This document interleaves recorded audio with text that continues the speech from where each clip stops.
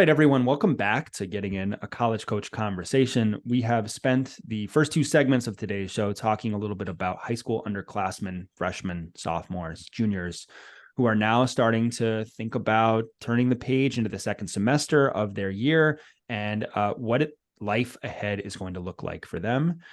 And of course, parents are also starting to think about the pressing need to pay for whatever that student's college goals are and the different kind of financial implications that might be associated with that. So we want to, of course, take some time to talk a little bit about the financial piece of that looming or exciting college opportunity ahead. And joining us to do that is one of our college finance experts, Alex Bickford. Hey, Alex, welcome. Hey, thanks, Ian. Thanks for having me. Glad to have you here. I think that for underclassmen, sometimes it's hard because it feels like paying for college is right around the corner, but also there's such a big question mark, especially for early high school students, of where are they going to go? Are they going to be scholarship eligible? Are they, where are they going to be competitive? So many things that we can't necessarily know at this point. What is something that you try and tell families that will help them to stay on top of the expectations of college finance, but will also allow them kind of the flexibility to be able to go where they need to, depending on their students' evolving interests? Yeah, that's a great question. And I think it starts with those, and I find it more rare in our household as well, as kids are so busy, sitting down around the dinner table and having just a conversation about this. I find that so often families don't have conversations about whatever it is in the college process, but specifically in the college finance process, like, as parents, what do we have to contribute? Are we able to contribute anything? Or is it going to be, maybe books and some miscellaneous stuff? Or is there, a budget that we have as far as college goes? So I think starting those and setting those expectations early and having an open dialogue of, this is what we expect to be able to help you with. And we also know that we have maybe 3 years or 2 years or even just a year before you go to college, but we have some time to maybe help you a little bit more. But setting those expectations, because as you said, Ian, the major could change, the school interest could change, the grades certainly will impact where the student can go and where they might be merit eligible. Yeah. But that budget isn't going to change. So you need to find kind of where that budget is within any sector of school that student's looking at. And I think setting those expectations early just on the kind of big picture cost thing is important. But then on the smaller stuff as well, just the expectation of, is this student going to work over the next 3 years of high school and through college to help cover their miscellaneous costs? Or is we as parents going to essentially allowance them through these next 7 years? And what does that even cover? Yeah, and I'd love to come back and talk about that. I want to just ask you a question about these conversations, because I think about like television and movie tropes where you kind of have the parents in these hushed tones are having conversations about bills or budget, and then the kid walks in and the parents quiet and they like, hide everything. And they're just like, how's it going? What is the right level of inclusion to have with the student? Would you recommend that these conversations early on are happening only between parents? Is it better to bring the student in early on? And just, is there any guidance you can give to families that might be reticent to include the students in budget related conversations, especially early in high school? So that's a great question. And I know different families like to either include or exclude their financial lives from their students. What I will say is that including them earlier on can help them understand better how this process works and help them be good financial stewards later in life.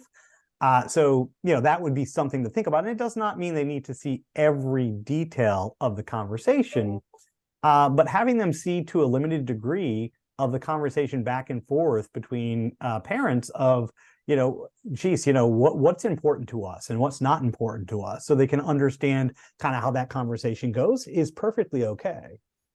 Now, I also would say that having an initial conversation with your partner on this about the kind of the overall budget of college is probably good to have offline first, so that you are close enough to the same page and Yeah. present a good united front to the student, there's nothing more uncomfortable than getting on a three-way call with, two parents and the student, and having the two parents be on very opposite sides of the spectrum as far as Yeah. college costs, and the student having no idea which one's going to be the final answer. That's right. That's right. They need a focal point. They need They to need a know focal point. what's the answer. Yeah. And there can be a range. It doesn't mean, you have to come up with X amount of dollars a year. Maybe it's something in this range is perfectly okay. So you alluded to the personal finance picture of this, and I think not a lot of people think about personal finance and college finance as being intersecting, but they really are. Not only because a student is responsible for some of the costs, or might be responsible for some of the costs, but this is also an opportunity for that student in their new independent lives, in the start of their independent lives, to start to develop some skills. So how do those conversations begin, and when can you start planting the seeds for that personal finance piece of the conversation? If you haven't started planting the seeds yet, it's a great time to do it. And even if it's just little things like setting up a bank account.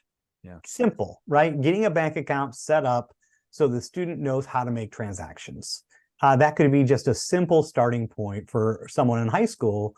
They may know Venmo, but they don't know where the money comes to get to Venmo. And they don't know, they don't know any of that behind the scenes. And so oftentimes we see, and just even in my personal experience in college, I got there, I was responsible for everything. But I also didn't have a good mind for budgeting just yet, and found that, my friends were doing things that I wanted to do. And maybe I didn't have the money that my friends had because I was funding it all. So my work on campus maybe didn't have enough money to do everything. So it was so easy to go down to the campus center and get a credit card. And then you realize that you have $500 in credit card debt, and you're saying, well, geez, I don't have to work extra hard this summer to pay this off. So just those initial conversations about priorities, about if there is an allowance, maybe what that might look like, or if there's not going to be an allowance at all, having the student kind of understand that, and, they need to take extra time to prepare over the summers or during the school year to cover those miscellaneous costs that inevitably are going to come up. They're going to want to do fun activities that are options out there. Yeah. And so they want to have that flexibility to be able to do that. We were just talking in the last couple of segments about students' unique strengths, and these things show up in terms of how they engage with their communities and what they're interested in academically. But different people in the financial world also have unique strengths, right? Some are great savers, some spend right away. Like, what are some of the things that parents can keep an eye on to help guide students to avoid the pitfalls that might come? And what are the kind of indications that they might need to give a little bit more guidance on certain aspects of personal finance? I would say, just from experience recently with a family that I was helping with, you really need to watch this earlier on. How is your child spending now? And how are they acting with money now? If they have a part-time job, are they saving it all? Are they expecting mom and dad to maybe cover all of their other costs while they save it all? There are certainly students like that. There are some who begin to like spending a little bit of their own money. And are they spending that appropriately, or are they always kind of at the bottom of the barrel there as far as dollars go? Because what I tend to say is that students in college do not get less expensive on those miscellaneous costs. They tend to get more expensive in college, right, than their high school self. So if they are having trouble balancing that now, they're going to have trouble balancing it later on. And I think that's where earlier intervention and just conversations about budgeting and tracking what they're spending money on. I think just writing it down in a notebook, and we don't have to be official here, but like just write down in the notebook what you buy over the course of a week or a month, and have kind of a note of, geez, this is how much I'm spending. Gives some kind of reflection on, well, geez, that's at a minimum what I'm probably spending on miscellaneous stuff when it comes to college, never mind book costs or technology costs or, the other things. Yeah, it was, I remember doing this in high school, and, you have kind of an assumption about what your spending looks like. And then when you actually write it down, it's like, oh my gosh, I bought so many donuts this week. Right. Like, what am I doing?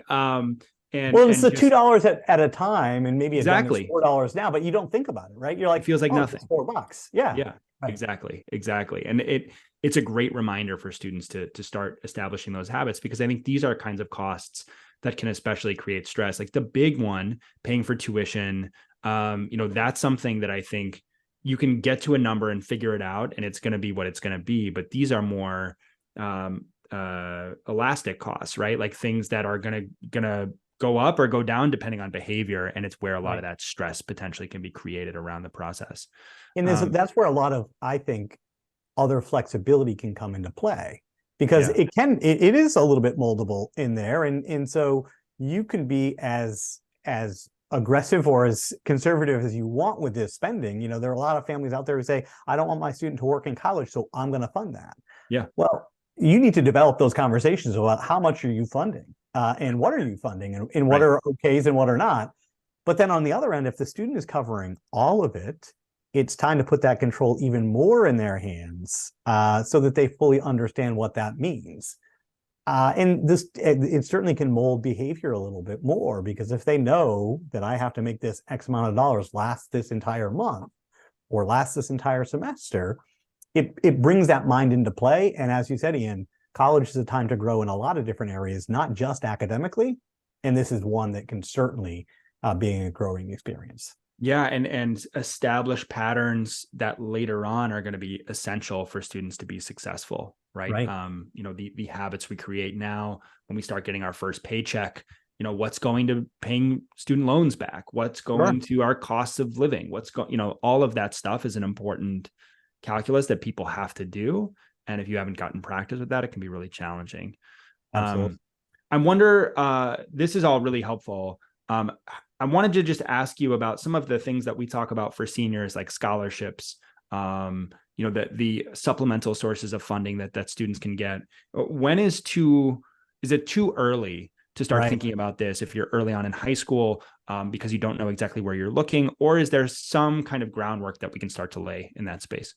That's a really good question. So there are a few actual scholarships that underclassmen can be awarded. For those areas, using the scholarship search sites like out there, like scholarships.com or goingmerry.com, are good resources to sign up early, not only because there may be one or two underclassmen scholarships that are awarded in very niche categories, but also I think it starts giving the student and the family understandings of, well, what are these scholarships looking for? Are these scholarships looking primarily for somebody highly academic? Are they looking for somebody who's got a good, holistic profile? Is there, where do my skills match up, and where do my strengths match up? And how do I, over the next 4 years, potentially mold myself into a slightly better candidate for some of these scholarships? And I think a lot of the things that scholarships are looking for apply across the board. So they're good things to build on from the word go. That's great. Great advice. Is there any final advice that you would want to make sure that families are hearing for their underclassmen as they start to gear up for college? Just start having the conversations. As awkward and as difficult they may be to start, it becomes easier for sure. And you're going to have the conversation at some point. So it's going to be a much better process for everybody if you have the conversation now and work through it together than having the conversation in March of their senior year and a decision is looming. So maybe for our listeners out there, go ahead and look at your calendar, find a day that you can mark a time when you can all have that conversation and get ready for it. Figure out, what you need to get in order and start that discussion now. Yeah, I think that's a great piece of advice. Awesome. Thanks, Alex. This is a lot of help for everybody, I think. It's including me. I got kids that are getting close to this. So we're looking down the road as well. That does it for today's show. I want to thank Alex and all of our guests today for their expert advice. We're going to be back again next week talking about some of the new methods that folks are using to evaluate college applications and to answer your listener questions. If you want to send us a question, you can always do so at gettingin.voiceamerica@gmail.com. We hope you all are having a great start to November. And that the fall is as wonderful and colorful where you live as it is where I am and where Alex is too, right? So have a wonderful weekend, and we'll look forward to seeing you here again next week.